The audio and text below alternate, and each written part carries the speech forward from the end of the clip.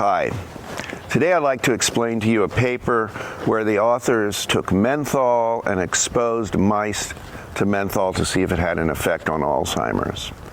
Now, these are very particular mice. In this case, 3 genes from human beings were transferred into the mice, and these are the genes that are responsible for causing Alzheimer's disease, and it confers upon the mice essentially the condition of Alzheimer's. So what they did was they took these mice and they exposed them to menthol vapor for 15 minutes every 3 hours.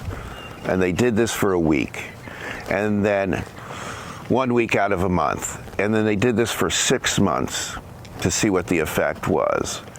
And after the 6 months, they would take the mice and harvest the brains and see whether the expression of the genes was affected, either up or down. And they also looked for the presence or absence of amyloid plaques, which are indicative of Alzheimer's. And what they found was very surprising. They found that in the case where these genes were turned on, the mice that already had the conditions of Alzheimer's demonstrated and increased cognitive skills and memory skills, as well as the slowing of the progression of Alzheimer's.